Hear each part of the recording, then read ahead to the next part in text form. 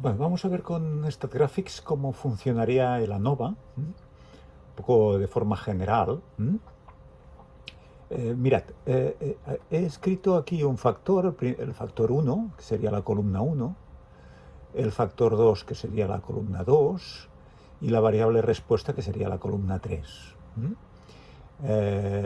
Tenemos aquí, voy a poner un 2, si queréis podemos poner factor 1, aquí factor 2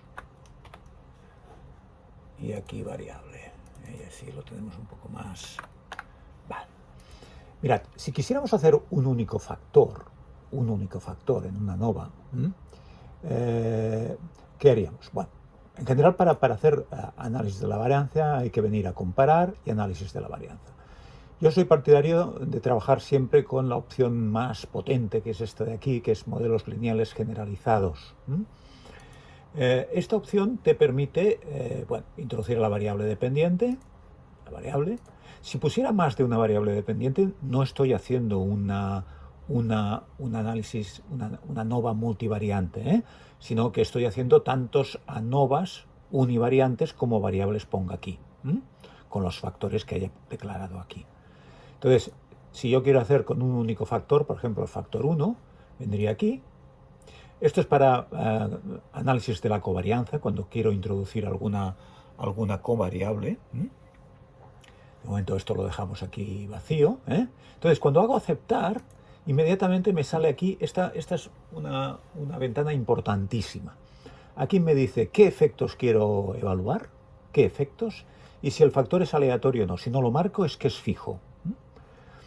Aquí, si quiero ver factores cruzados, ahora lo veremos en el caso de dos factores, y aquí si alguno está anidado dentro de otro.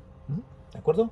Por ejemplo, si ahora quisiera hacer una ANOVA de un factor fijo, sería esta opción de aquí. Esto sería una ANOVA de un factor fijo. Entonces haría aceptar, y aquí me dice coeficientes del modelo, que me dice, ¿quieres estimar la mu, las alfas, las betas, si es que tengo más de un factor? Las pruebas de rango múltiple, que son las comparaciones múltiples, el gráfico de interacción, si es que hay interacción. Bueno, dejámoslo así, que sobre todo lo que me interesa es que veáis la clave, que es la tabla ANOVA, que es esta de aquí. Esta primera es una tabla del modelo en general. En este caso, como solo tengo un factor, pues es la misma tabla esta que esta. Pero en general, cuando tenga más de un factor, esta tabla será una ANOVA, digamos, de comprobación de si el modelo me está diciendo cosas, me está explicando cosas, o si no me está explicando nada. Pero nosotros nos fijaremos siempre en la segunda tabla ANOVA, que es la tabla ANOVA que se estudia, que se analiza, pues las sumas de cuadrados, los cuadrados medios, las F-ratio, los p-valores, etc.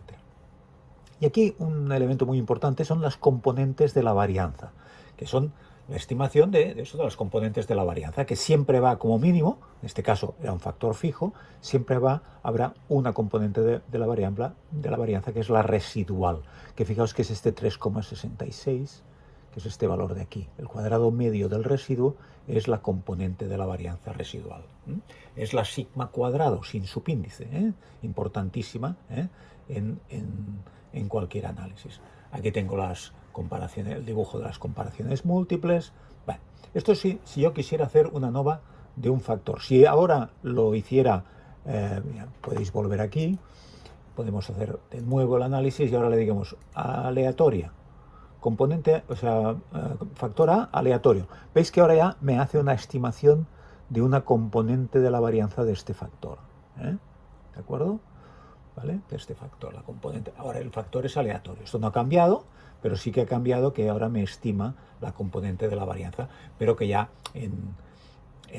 ya conocemos cómo se estima esta componente de la varianza de la variable aleatoria, del factor aleatorio, perdón.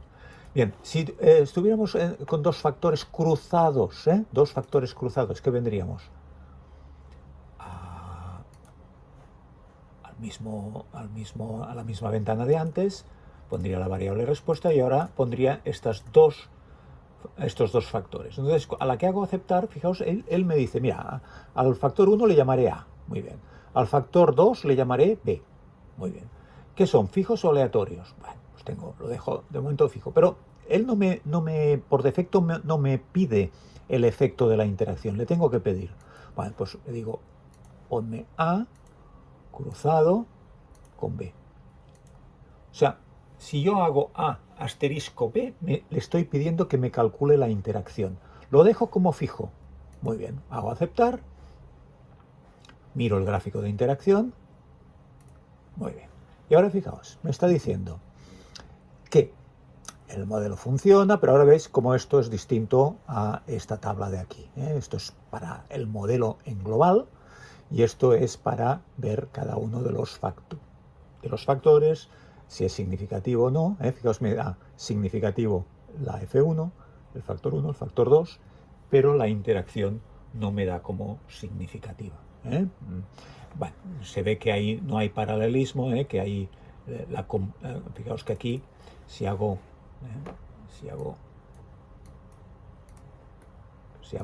este dibujo de la interacción, veis que lo que tengo es, este es el 1 color azul 1, 1, la condición experimental nivel 1 con nivel 1 del otro factor, o sea, nivel 1 de los dos factores, nivel 1 del factor 1, este de aquí, nivel 1 del factor 1 con nivel 2 del factor 2, nivel 2 del factor 1 con nivel 1 del factor 2 y nivel 2 de los dos factores. Que hay un salto, pero es un salto que no lo capta como significativo, seguramente porque hay un tamaño de muestra muy pequeño, pero posiblemente si aumentáramos el tamaño de muestra y se mantuviera estas relaciones, encontraríamos diferencia significativa. Fijaos una cosa que es lo más importante que me interesa que os fijéis. El 32 lo estoy dividiendo por el residuo, por 1,25. 32 partido por 1,25 es este 25,60. 12,5 lo divido también por el residuo, por 1,25. Y 4,5 lo divido por 1,25. Y ahora me calcula el valor en función de la F, F1,4, F1,4, F1,4, que son los umbrales de referencia para ver si es significativo o no.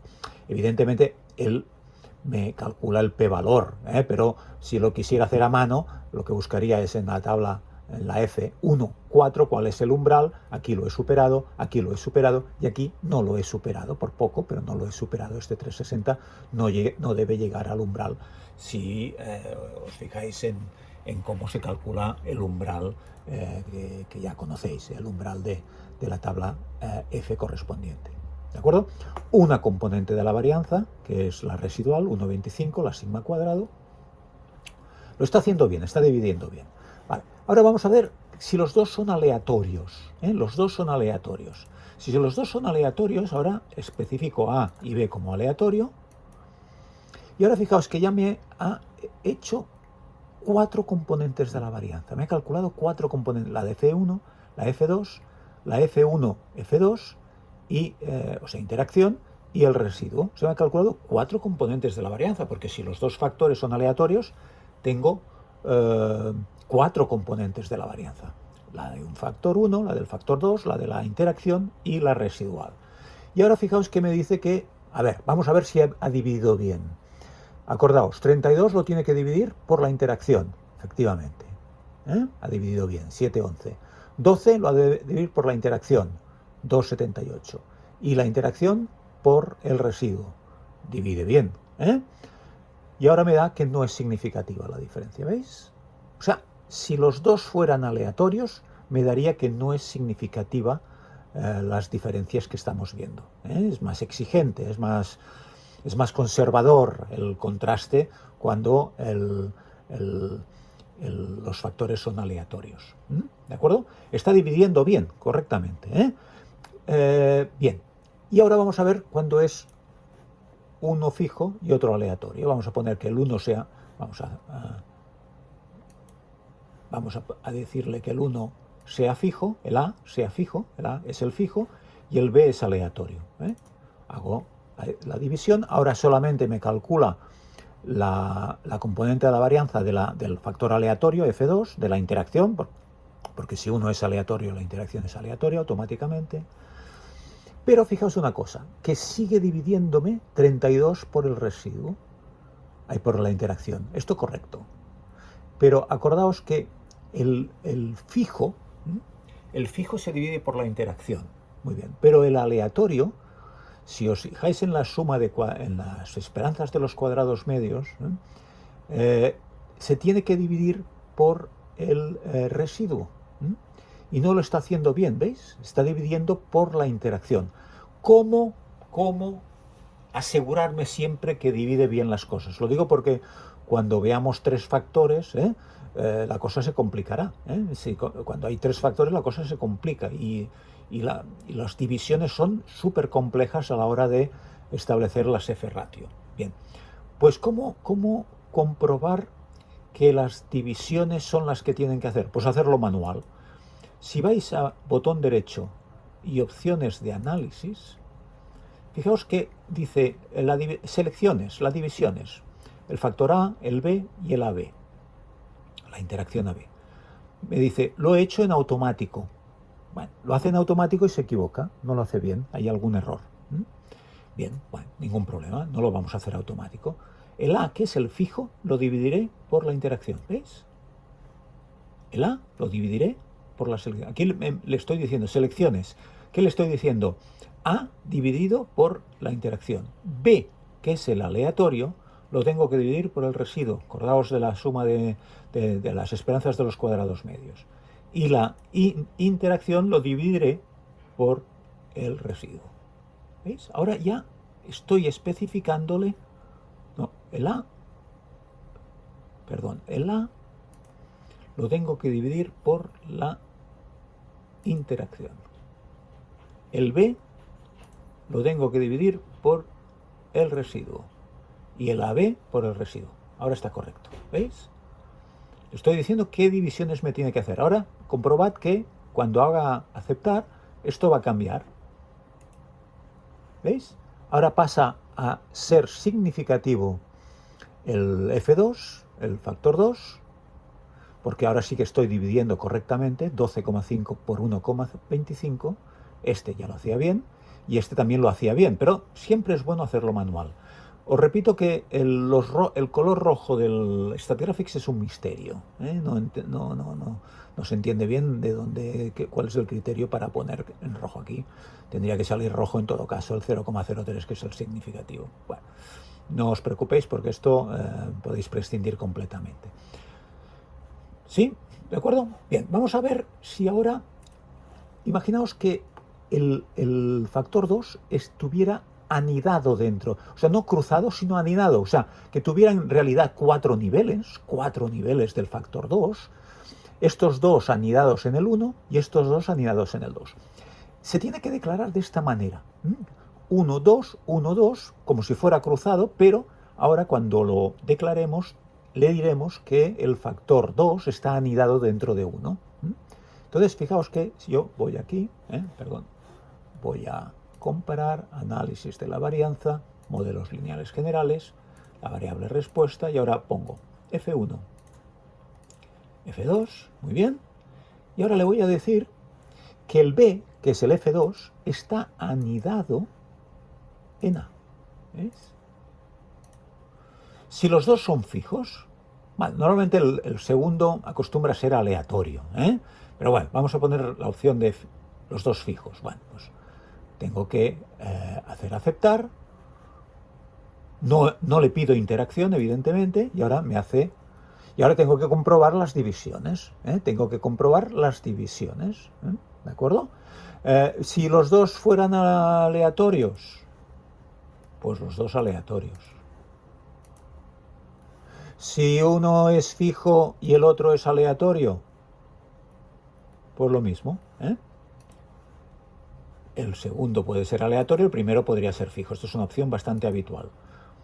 ¿Veis? Y ahora, evidentemente, tengo que comprobar los cocientes, si me los está viendo. Yo soy partidario siempre de hacerlo manual, Yo en los exámenes de ANOVA siempre acostumbro a poner una tabla como esta y dejando vacío esta opción de aquí y esta opción de aquí.